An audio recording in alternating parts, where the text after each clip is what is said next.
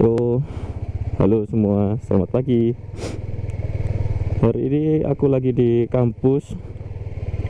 Lebih tepatnya hari terakhir aktivitas di kampus, karena hari Senin udah mulai libur. Dan di parkiran sepi banget.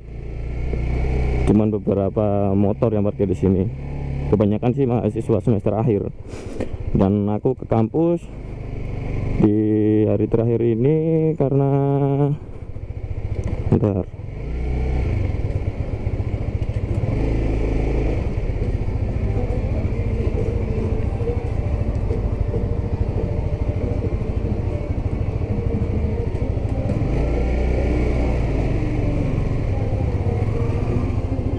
Coba.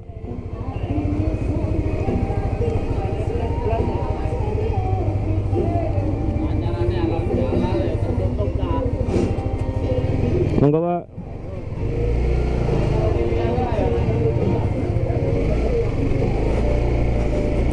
Jadi hari ini aku ke kampus karena harus balikin buku ke perpustakaan. Dan lumayan sih didenda selama kurang lebih 2 minggu lah. Habis 13 ribuan. Soalnya kalau nunggu habis lebaran tobat aku, men. Udah pernah 2 minggu yang lalu habis balikin buku 3 buku sih yang kelupaan belum aku balikin selama kurang lebih hampir 1 tahun lah. Kemarin dendanya habis 233.000. Tadi juga sekalian ambil proposal skripsi, jadi setelah lebaran bisa nyicil langsung ngerjain, nggak perlu nunggu ke kampus dulu kayak gitu. Oh ya, sekarang aku juga mau cerita tentang musibah kemarin yang menimpa daerah aku di Pasuruan. Mungkin juga udah masuk berita nasional kali ya, banjir di kota Pasuruan tanggal 30 Juni 2016 kemarin. Dan banjir yang kemarin itu merupakan banjir yang terbesar selama aku hidup. Dan kata orang-orang yang udah sepuh sih juga itu banjir terbesar selama hidup mereka kayak gitu. Banjir besar yang seperti kemarin terakhir itu 8 tahun yang lalu, lebih tepatnya pas aku SMP kelas 2 kalau nggak salah. Itu satu kota kena semua, ya nggak semua sih, hampir merata lah pokoknya. Dan kemarin itu juga nggak cuman di daerah aku aja, daerah Keraton, tapi juga hampir merata di seluruh kota Pasuruan dan Kabupaten Pasuruan. Nah kemarin ini ada yang unik dari banjir yang kemarin, karena kita nggak ada persiapan sama sekali gitu loh. Sebelumnya sih banjirnya pada umumnya itu datang biasanya itu sekitar maghrib ya, sebelum atau sesudah maghrib itu udah banjir di daerah Keraton Reng 1 kalau aku bilangnya nyebutnya. Kemudian habis sisa baru ke tempat aku, ke pemukiman aku kayak gitu. Jadi biasanya di Reng 1 denger banjir, kita udah lihat kondisi, pantau situasi kayak gimana. Terus kemudian masuk ke Reng 2 kita pantau, baru kalau udah nyebrang jalan baru kita siap-siap. Nah yang kemarin itu hampir nggak ada persiapan sama sekali. Bahkan di Reng 1, Reng 2, Reng 3 itu di tempat aku, di pemukiman aku itu juga hampir nggak ada persiapan, karena datangnya juga itu dadakan banget gitu loh, waktunya orang sahur. Nah kalau yang sahurnya itu biasanya jam 3 dini hari, mungkin masih bisa lah nyiapin perkakas bersihin, sama bukan bersihin sih, mengevakuasi barang-barang mereka kayak gitu. Nah sedangkan yang biasanya sahur mengikuti sunnah atau mendekati imsak kayak gitu, itu sih katanya udah banyak barang-barang yang nggak ketolong kayak gitu ya. Emang di tempatku aja itu hampir mau imsak kalau nggak salah, mau subuh lah imsak itulah, baru air datang sama masuk. Terus kemudian kalau di ring 1 entahlah, sama di ring 2 itu juga waktunya orang sahur baru air datang, dan arusnya deres kemarin daripada sebelum-sebelumnya. Dan waktu itu juga nggak banyak orang tahu kan, orang biasanya habis sahur ya emang sih ada yang nunggu subuh, ada yang tidur lagi, ada yang tidur-tiduran sambil nungguin waktu subuh. Jadi dan less warning apa warningless ya nggak tahu lah, intinya itu. Terus sekitar jam 4 kurang itu kalau nggak salah aku dapat telepon dari saudara aku di wilayah 2 atau di ring 2 kalau aku nyebutnya. Katanya airnya deres besar, arusnya juga deres banget, nggak kayak biasanya. Nah aku waktu itu ngecek ke jalan raya, ternyata airnya udah mulai tumpah, udah mulai nyebrang ke wilayah kita kayak gitu. Habis itu balik bangunin orang-orang, ya mungkin percaya nggak percaya ya, orang-orang jadi agak tanya lagi gitu, beneran nggak sih ini banjir kok jam segini kayak gitu. Terus sebagian ada yang keluar ngecek, ternyata beneran.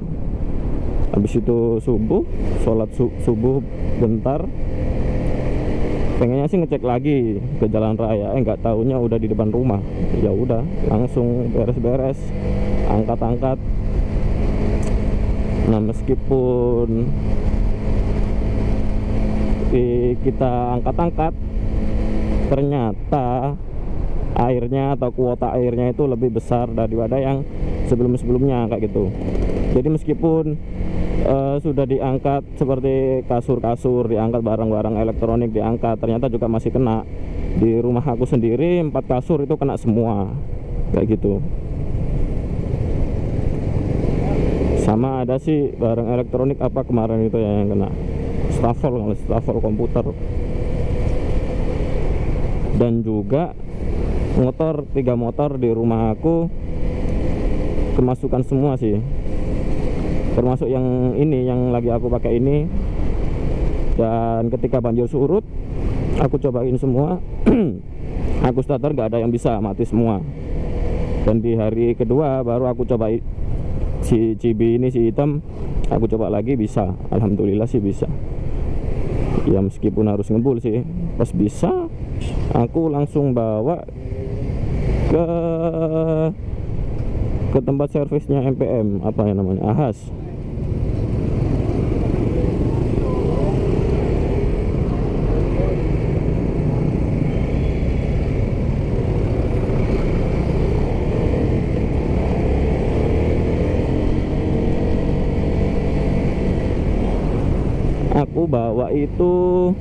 Aku bawa ke Ahas itu hari Jumat.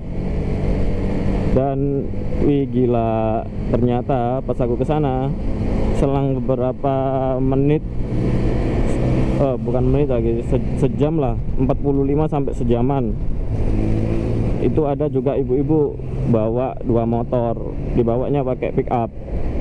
Pas itu 2 motor itu diturunin, widih, airnya kayak gerojok gitu loh. Dan yang bikin sedihnya itu kalau nggak salah motor Beat lampu utamanya itu yang harusnya warna bening itu udah kelihatan coklat gitu loh. Jadi kayak bekas endapan lumpurnya di situ semua. Kemudian selang beberapa saat setelah ibu-ibu itu datang, ada lagi mbak-mbak datang juga bawa motornya sama kayak gitu, tapi motornya dia masih bisa nyala lah, bisa dinaikin. Cuman ya gitu, airnya masih kelihatan di lampu utama. Gila semua. Dan pas hari Jumat itu pula, ya alhamdulillah sih ya, hari itu lumayan panas, jadi bisa buat jemur kasur, jemur kursi. Dan sepanjang jalan di gang aku, di pemukiman aku itu, wah pemandangannya gimana ya, miris-miris, lucu, bin sedih kayak gitu dah. Jadi sepanjang jalan itu isinya kasur-kasur semua, kursi. bukan untuk dijual sih, tapi ya gitu, dijemur. Meskipun dijemur, dari 4 kasur yang aku jemur, ya alhamdulillah satu kasur udah kering, jadi udah bisa dipakai tidur kemarin malam. Sisa 3 kasur lagi. Dan kalau misalkan kemarin juga ada yang tanya, kalau banjir gitu gimana puasanya? Puasa alhamdulillah kita dan tetangga-tetangga kayaknya tetap masih jaga puasa kita ya. Kemudian untuk bukanya gimana? Nah, buka ini kebanyakan dari kita, aku, tetangga-tetangga juga, itu juga mungkin ada yang belum nyiapin makanan gitu loh. Lagian kalau mau bikin nasi, masak nasi juga listrik padam kan. Nah, waktu itu sekitar jam 4 atau setengah 5 gitu, aku lupa, keliling sekitar situ pengennya sih nyari nasi goreng gitu loh yang bisa bikin lumayan kenyang kan. Ternyata nggak ada satupun yang jual, ya kayaknya rumah mereka juga kebanjiran deh. Kemudian ada yang jual warung bebek, nasi bebek. Nah, ya udah kepaksa beli itu. Sayangnya ternyata nasinya udah habis juga, karena saat itu juga orang-orang pada kelaparan, sedih. Terus karena udah mepet maghrib, jam 5 kurang, akhirnya nyoba delivery pizza di kota aku. Bukan Pizza Hut, gak ada Pizza Hut di kota aku. Nah, sayangnya pas ditelepon berkali-kali itu sibuk terus, jadi nggak tembus. Dan akhirnya terpaksa jurus andalan mahasiswa, makanan istimewa anak kos-kosan, yaitu pop mie. Jadi kita buka puasa pakai pop mie, kurma, sama air putih lah. Ada air mineral gelasan. Dan saat itu juga sebenarnya ada teman dari orang tua aku juga mau ngirim nasi sih, mau ngirim makanan kayak gitu. Cuman jalannya masih ditutup kan. Maghrib udah bisa dibuka, cuman masih macet, jadi nggak bisa kesini. Kemudian si kakak yang kerja di Surabaya baru pesen order di rumah makan di Kota Pasuruan, salah satu rumah makan di Kota Pasuruan, buat ngirim. Tapi datangnya sekitar jam berapa ya, aku lupa, nggak lihat jam soalnya.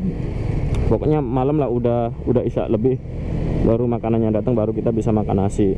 Kemudian kalau untuk sahurnya ya tetap sama, kita makan nasi sisa dari kemarin, sisa dari buat buka itu.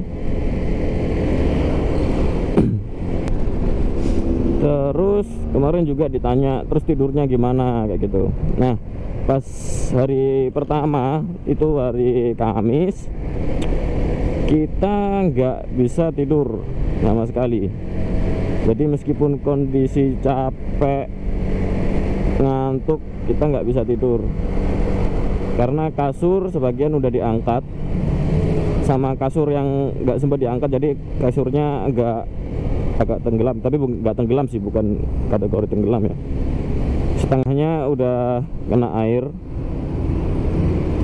tapi di atasnya masih ada barang-barang, jadi belum bisa dibuat tidur. Jadi ya kita sampai malam itu belum bisa tidur. Pas banjir juga paling kita istirahatnya cuma duduk di kursinya itu pun nggak bisa duduk di kursi tempat duduknya itu. Jadi kita duduknya di tempat pegangan kursinya gitu loh. Ya karena tempat yang buat duduknya itu juga udah kerendam air. Dan hari Kamis kalau nggak salah sekitar duhur siang itu air udah mulai berkurang, udah mulai surut. Cuman kuota atau debit airnya masih banyak saat itu. Jadi gini, rumah aku kan dibagi jadi dua, satunya lebih rendah, satunya ya lebih tinggi lah. Nah, yang lebih tinggi itu airnya udah tinggal dikit, jadi bisa dibersihin pas pas siang menjelang sore. Bisa dibersihin, bisa dipel. Ya meskipun masih bau lumpur, seenggaknya udah kelihatan bersih lah, meskipun nggak 100% bersih. Jadi bisa dibuat duduk, bisa dibuat santai-santai. Dan itu sampai maghrib, sampai menjelang maghrib. Oh, nggak sampai asar kalau nggak salah, itu air udah benar-benar surut. Jadi karena waktu yang nggak memungkinkan untuk membersihkan rumah yang sebelah, maksudnya rumah yang dengan ketinggian lebih rendah, dan tenaga juga udah terkuras sebelumnya buat mengevakuasi barang-barang, ya akhirnya istirahat. Terus untuk tidurnya malamnya, barang-barang yang sebelumnya ditaruh di atas kasur ruang tamu itu dipindah di atas kursi yang udah dilap seenggaknya. Jadi bisa dibuat tidur orang tua aku. Nah, sedangkan aku sendiri tidur di kamarnya orang tua aku, cuman di sana kasur masih belum bisa dipakai. Jadi aku tidurnya di lantai. Lantainya udah dipel kan, udah bersih, pakai kasur portable kayak gitu. Dan yang ngerinya ya, setelah hari Jumat itu kan aku servis item ini. Pas aku pulang lihat sekitar, widih, gila, di situ ada dekat rumah ada pabrik kulit. Di situ pagarnya udah jebol semua. Terus kemudian juga katanya sih tetangga aku itu yang rumahnya dekat pabrik kulit itu juga rumahnya ada yang jebol. Kemudian kandang saudara aku dekat rumah itu juga jebol temboknya. Banyak sih kerusakan-kerusakan untuk banjir yang kali ini, karena ya emang debit air sama arusnya emang deras banget, nggak kayak tahun-tahun sebelumnya. Terus kalau misalnya ditanya gimana sih rasanya banjir, nah ini biasanya ada teman-teman juga yang belum pernah ngerasain kebanjiran, dan aku doain jangan pernah deh ngerasain kebanjiran. Swear rasanya nggak enak sama sekali. Nah, meskipun nggak enak, ya jelas ya yang namanya musibah, mana ada sih musibah yang enak, nggak ada. Kita tetap bersyukur. Alhamdulillah kita semua tetap bersyukur. Kenapa kita tetap bersyukur ya? Ya meskipun musibah itu menerpa kita ngelihat di tempat yang lain gitu loh, dengan musibah yang sejenis saja lah, contohnya sama-sama banjirnya, nggak perlu jauh-jauh, yang dekat rumah aja itu banjirnya hampir, kalau ada hujan deras terus-terusan yang di rank 1 itu mesti kebanjiran. Kemudian berikutnya kalau agak deras dikit, terlebih kalau ditambahin sama hujan di daerah Malang atau dan sekitarnya, pasti kan banjir tuh. Di rank 1 banjir, kemudian nyusul di rank 2. Itu lebih ketinggian air banjirnya lebih dalam daripada di daerah aku, di tempat aku, di pemukiman aku di situ di rank 3. Jadi kita masih bersyukur lah meskipun kebanjiran, dan juga nggak sampai ada korban jiwa, dan cuman sampai kurang lebih sehari doang airnya juga udah surut. Beda kan kalau sama di tempat-tempat yang lain, bahkan sampai berhari-hari airnya masih belum surut juga. Waduh, ya Allah. Dan lantas gimana sih kita kalau menyikapi kalau terjadi musibah seperti ini? Yang pertama, kalau menurut aku pribadi ya, ini nanti kita sharing aja lah. Nanti kamu komen di komentar, tulis pendapatmu gimana kalau kamu ditimpa musibah, kamu menyikapinya gimana, kayak gitu ya.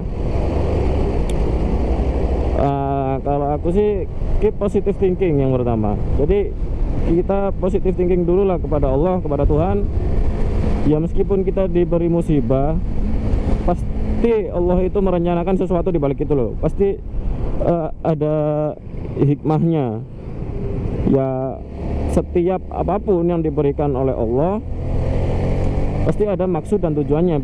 Ya beda sama kayak aku. Kalau aku kan terkadang, ya nggak terkadang sih, bahkan sering melakukan sesuatu yang nggak ada tujuannya gitu loh, nggak jelas. Kalau kata teman-teman sama guru dan dosenku sih nggak jelas kayak gitu. Jadi yang pertama itu keep positive thinking. Kita ambil aja hikmahnya, kita syukuri meskipun kita ditimpa musibah nggak lebih parah dari tempat yang lain kayak gitu. Nah terus kalau ada yang tanya kayak gini misalnya, loh yang namanya musibah itu kan pasti merugikan ya, terlepas dari peningkatan level iman sama peringatan itulah ya. Sebenarnya sih ini kita lihat dari perspektif mana dulu kayak gitu. Di saat musibah khususnya banjir ini, ya mungkin kitanya kehilangan secara material lah ya, kita rugi secara material. Namun di sisi lain juga ini merupakan berkah bagi orang lain kayak gitu loh. Contohnya tempat servis ramai kan, kemarin sampai malam pun masih banyak yang diservis. Tempat cucian motor, cucian karpet banyak lah. Terus juga ada orang-orang yang diperbantukan untuk bersih-bersih rumah misalnya, atau untuk jasa apa sih namanya, jasa penyeberangan. Jasa penyeberangan maksudnya ketika motor atau mobil nggak bisa nyebrang, dibantuin kayak gitu kan, juga rezeki bagi mereka kayak gitu ya. Seperti tadi, balik yang pertama tadi, keep positive thinking aja. Toh lagian kalau misalkan kita ngeluh misalnya, ya emang sih kalau yang ditimpa musibah pasti ngeluh, tapi jangan ngeluh terus-terusan kayak gitu loh. Kan nggak ada manfaatnya men. Toh percuma juga kan ngeluh, nggak menyelesaikan masalah. Banjir juga nggak tiba-tiba langsung pergi hilang kayak gitu kan, juga nggak mungkin. Terus ngeluh juga tiba-tiba lumpurnya tiba-tiba hilang, rumah kita jadi bersih kayak gitu kan juga mustahil kan, percuma gitu loh. Jadi daripada kamu stres, daripada kepikiran malah tambah bikin sakit, malah tambah energi terkuras hanya untuk mengeluh, mending dibikin fun aja deh ya. Lihat kita bisa apa ya, ngambil contoh lah dari anak-anak kecil-kecil ya, meskipun mereka juga nggak ngerti susahnya gimana bersih-bersih setelah banjir ya. Meskipun ada musibah, keep happy gitu loh. Coba deh kita lihat mereka, si bocah-bocah kecil itu ketika banjir bukannya sedih, malah seneng banget ya. Emang sih kalau di tempat aku, ya nggak tahu kalau di tempat kalian gimana kayak gitu ya. Kalau di tempat aku gitu, kalau ada banjir, setiap ada banjir yang paling seneng itulah anak kecil-kecil, para bocah-bocah itu pasti dibuat renang. Kalau ada yang hanyut misalnya, kayak kemarin tuh ada banana boat, beril banana boat alias pelepah pisang. Kalau bahasa Jawanya tuh gedebok, itu dibuat rafting. Terus ada juga kasur yang hanyut, itu juga dibuat rafting. Keren dah ya. Apapun yang terjadi pokoknya keep calm and smile. Dan itu pendapat pribadi aku tentang banjir ini, tentang musibah ini, dan bagaimana menyikapinya itu menurut aku. Dan gimana kalau menurut kamu? Apakah kamu setuju dengan pendapat aku, atau kamu punya pendapat yang lain, atau kamu juga punya tips atau nasihat bagaimana cara untuk menyikapi sebuah bencana alam, atau bagaimana menyikapi suatu musibah yang menerpa kita? Silahkan ditulis di komentar, aku tunggu ya. Jangan lupa like, jangan lupa share, biar semakin banyak pendapatnya. Dan kalau kamu pengen update lagi cerita-cerita tentang yang lain, silakan subscribe, semuanya gratis, dijamin 100%. Dan terima kasih udah nonton video ini, video abal-abal ini, video curhatan seorang korban kebanjiran. Terima kasih. Wassalamualaikum warahmatullahi wabarakatuh. Dadah.